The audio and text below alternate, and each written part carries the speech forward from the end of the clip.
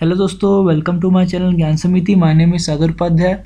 पिछले वीडियो में हमने भूगोल का अध्ययन किया, जिसमें हमने छत्तीसगढ़ के भूगोल के बारे में पढ़ा। इस वीडियो में हम अंग्रेजी के बारे में देखेंगे। इंग्लिश से संबंधित जितने भी प्रश्न आते हैं, जैसे कि वोकैब होते हैं, तो उसको हम देखेंगे किस प्रकार से आप पढ़ते हैं। तो सबसे पहले इंग्लिश में हम देखेंगे इडियम एंड फ्रेजेस, मतलब जो मुहावरे होती हैं ना, जो कही जाती हैं अंग्रेजी में, उसको हम देखेंगे। तो चालू करते हैं अपना क्लास को। इसमें हम एक एक करके देखेंगे। लगभग एक वीडियो में हम 15 से 20 मुहावरे देखेंगे।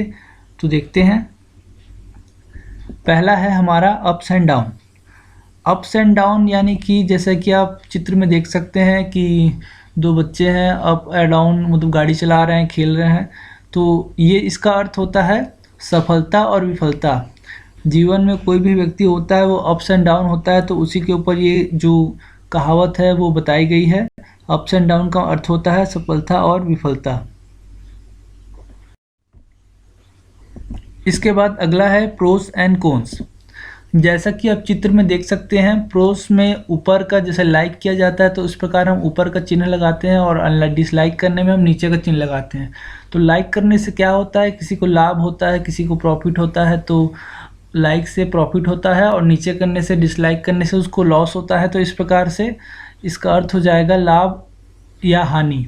प्रोस एंड कॉन्स का मतलब लाभ और हानि। तो ठीक है, अगला देखते हैं।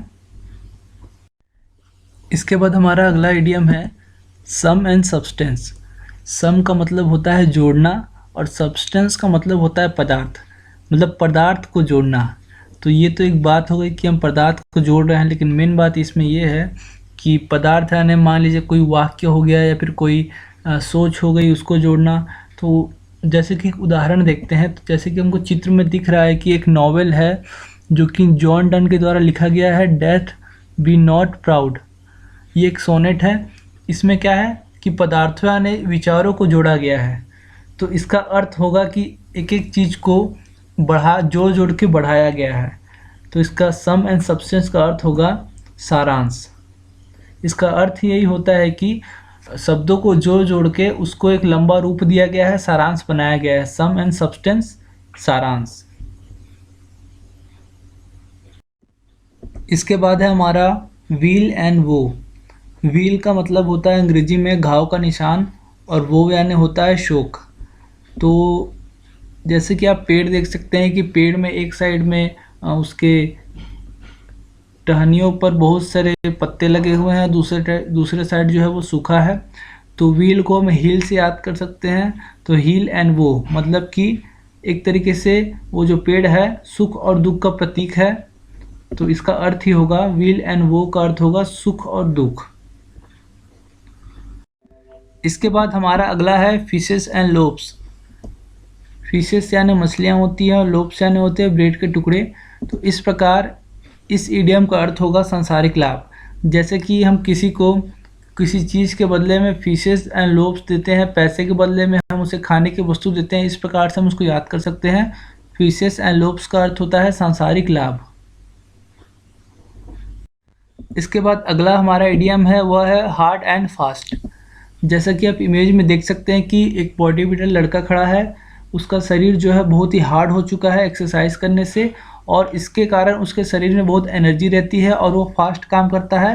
तो इसका मतलब होगा सख्त, अर्थात हार्ड एंड फास्ट का मतलब होता है सख्त। इसके बाद हमारा अगला इडियम है टू एंड फ्रो। इसमें इंग्लिश में फ्रो का मतलब भी होता है इधर उधर। जैसा कि आप देख सकते हैं कि एक घड़ी है जो कि दाएं बाएं घूम रही है। तो इसका मतलब हो जाएगा, टू एंड फ्रो का मतलब होगा आगे पीछे। इसके बाद हमारा अगला इडियम है नाउ एंड देन, जिसमें आप देख सकते हैं कि एक बच्चा है जो कि छोटा था तो कैसा दिखता था, उसके बाद बड़ा होने पर वह कैसा दिखता है। तो मान लीजिए कि ये बच्चा है, यह बोल रहा है कि जब मैं बड़ा हो जाऊंगा तब मैं कैसा दिखूंगा। तो जब मैं बड़ा हो जाऊंगा और तब मैं कैसा दिखूंगा। तो इस प्रकार से नाउ एंड देन का मतलब होता है जब तब।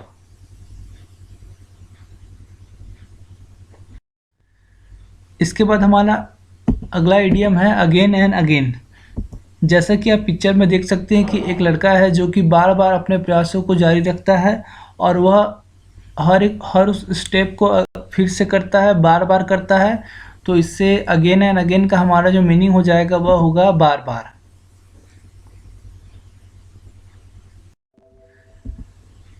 इसके बाद हमारा अगला इडियम है ऑन एंड ऑन। जैसे कि मान लीजिए चित्र में आप देख रहे हैं कि एक बच्चा है जो कि लिख रहा है और वो चित्र बनाया है। चित्र में उसने एक गोला बनाया है, गोला को वो ड्रॉ कर रहा है और उसके अंदर जो है उसके भागों को वो फिल कर रहा है, मतलब कि क्या हो रहा है, पेंसिल को कंटिन्यू चला रहा है। तो अपने काम को वो ऑन कर दिया है, ऑन एंड ऑन, मतलब कि ऑन करके वो ऑन करके छोड़ दिया है। तो इस प्रकार से वह लगातार काम कर रहा है, मतलब कि अपने पेंसिल को उठा भी नहीं रहा है। तो इससे हम याद कर सकते हैं ऑन एंड ऑन से होगा लगातार। इसके बाद हमारा अगला इडियम है स्पाइक एंड स्पेन। जैसे कि आप पिक्चर में देख सकते हैं कि ये मान लीजिए एक क्लीनर है जो कि वस्तुओं को साफ़ करता है, हैंड वॉश की तरह है। तो इसको आप देख सकते हैं, इसका अर्थ होगा साफ़ सुथरा। अर्थात ये ऐसी चीज़ें हैं जो कि किसी चीज़ को साफ़ सुथरी रखती हैं। तो ये एक एडवर्टाइजमेंट है किसी हैंड वॉश का या फिर किसी भी चीज़ को साफ़ करने वाला क्लीनर का। तो स्पाइक एंड स्पेन का मतलब होगा साफ़ सुथरा। इसके बाद हमारा अगला इडियम है फार एंड नियर। जैसे कि आप देख सकते हैं कि चित्र में एक लड़का है जो कि दूर खड़ा है और लड़की जो है वह पास खड़ी है, मतलब पेड़ के पास लड़की खड़ी है और पेड़ से दूर लड़का खड़ा है। तो इसका जो अर्थ हो जाएगा नॉर्मल है, दूर और पास। फार एंड नियर का अर्थ हो जाएगा दूर और पास। इसके बाद हमारा अगला इडियम है फार एंड वाइड। जैसा कि आप इमेज में देख सकते हैं कि एक दिशा सूचक दिखाया गया है जिसमें वो क्या करता है कि सभी दिशाओं को दिखाता है, उत्तर दक्षिण पूर्व पश्चिम, उत्तर पश्चिम, उत्तर दक्षिण, पूर्व दक्षिण, इस प्रकार से सभी दिशाओं को उसने दिखाया है। तो फार का मतलब होता है दूर दूर तक और वाइड का मतलब चौड़ी चौड़ी दिशाएं। तो इसका मतलब होता है सभी दिशाओं में। फार एंड वाइड का अर्थ होता है सभी दिशाओं में। इसके बाद हमारा अगला इडियम है फायर एंड ब्रिमस्टोन। इसका अर्थ होता है नरक में पापियों द्वारा सामना किए जाने वाली यातनाएं। तो जैसा कि आप जानते ही हैं कि धरती के नीचे नर्क है कहा जाता है। तो नर्क में क्या होता है, आग होती है तो फायर हो जाएगा। और यह धरती के नीचे जो है चट्टानें पाई जाती हैं, तो उसको आप स्टोन से याद कर सकते हैं। तो फायर एंड ब्रिमस्टोन जो है नर्क की जगह, नर्क में पापियों द्वारा सामना किया जाने वाली यातना है। इसके बाद हमारा अगला इडियम है फायर एंड स्वॉर्ड। इसका अर्थ होता है गुस्से लेकर निकलना जो किसी को नुकसान पहुंचा सके। इसका जैसे कि फायर का मतलब होता है आग और स्वॉर्ड का मतलब होता है तलवार। तो जैसे कि मान लीजिए आप गुस्से में हैं तो आप आग बबूला रहेंगे, तो उस समय आप अपनी तलवार लेके कुछ भी कर सकते हैं।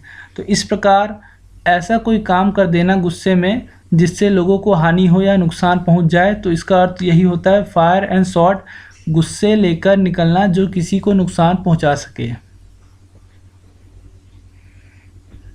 इसके बाद हमारा अगला इडियम है इन्स एंड आउट्स। जैसा कि आप इमेज देख सकते हैं कि ये एक सोनेट है जो कि जॉन डन के द्वारा लिखा गया है, date to be not proud. तो इसमें क्या है कि इसमें सारी चीज़ें जो इन एंड आउट मतलब कि अंदर की चीज़ें और बाहर की चीज़ें सभी लिखी गई हैं। तो इसका अर्थ ही होगा कि इस चीज़ को एकदम विस्तार से लिखा गया है, डिटेल में लिखा गया है। अंदर की चीज़ें, सभी कहानियों के अंदर के पात्र को लिखा गया है, बाहर की घटनाओं जो आसपास रिलेटेड थी उनकी घटनाओं को भी लिखा गया है। तो इस इडियम का अर्थ हो जाएगा विस्तार में। इन्स एंड आउट का मतलब हो जाएगा विस्तार में। इसके बाद हमारा अगला इडियम है ऑल एंड सन्ड्री। जैसा कि आप इमेज में देख सकते हैं कि एक परिवार है जिसमें उसके माता पिता हैं और उसके बच्चे हैं। तो माता पिता क्या करते हैं, सभी को एक जैसे देखते हैं और सभी बच्चों को एक जैसा प्यार देते हैं। तो इसका अर्थ हो जाएगा ऑल एंड सन्ड्री का मतलब हो जाएगा सभी बिना किसी भेदभाव के। इसके बाद हमारा अगला इडियम है अल्फ़ा एंड ओमेगा। अब जैसा कि आप चित्र में देख रहे हैं कि अल्फ़ा जो है उसका साइन ए जैसा रहता है और ओमेगा का साइन जो रहता है डब्ल्यू जैसा रहता है। तो इसका मतलब हो रहा है कि मान लीजिए एक अल्फ़ाबेट हम लोग पढ़ रहे हैं, ABCD पढ़ रहे हैं, तो उसमें क्या होता है, जो पहला अक्षर होता है वह ए होता है और लगभग अंतिम अक्षर तक पहुंच जाता है डब्ल्यू। तो इसका मतलब ही होता है शुरुआत से अंत तक।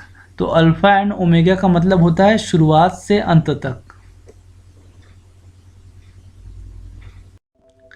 इसके बाद हमारा अगला इडियम है कट एंड राइड। इसका मतलब होता है बना बनाया तैयार। जैसे कि मान लीजिए हमको कोई फल खाना है तो उसको क्या करेंगे, हम पहले काटेंगे, उसके बाद उसको सुखाएंगे या फिर बिना सुखाए उसको काट के नमक या किसी भी चीज़ों के साथ उसको खा सकते हैं। तो इस प्रकार से कट एंड राइड का मतलब होता है बना बनाया तैयार।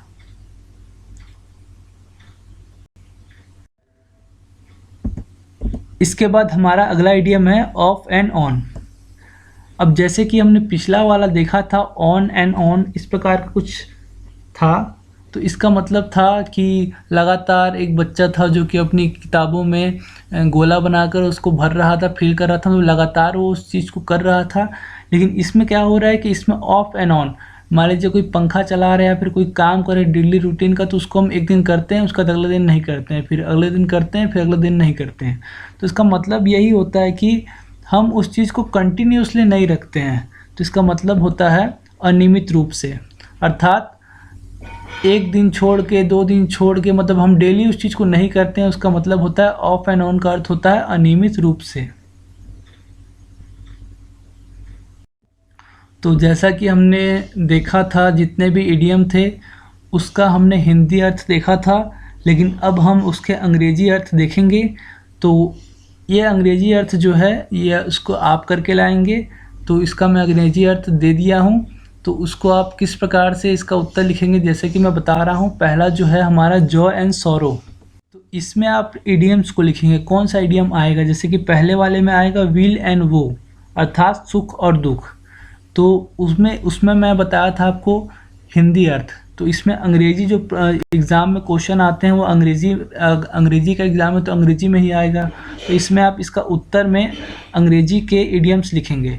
तो पहला है जॉ एंड सॉरो, इसका मतलब होता है विल एंड वो। तो प्रश्न को मैं यहाँ नहीं लिखा हुआ, मैं सिर्फ यहाँ उत्तर लिखा हूँ, तो आप प्रश्न लिख के लाएंगे। इसके बाद बहुत सारे हैं जैसे कि सक्सेस एंड फेलियर, ऐसे कर करके सभी के मैं बना के रख दिया हूँ, तो आप देख सकते हैं और इसको अपनी कॉपी में नोट कर सकते हैं।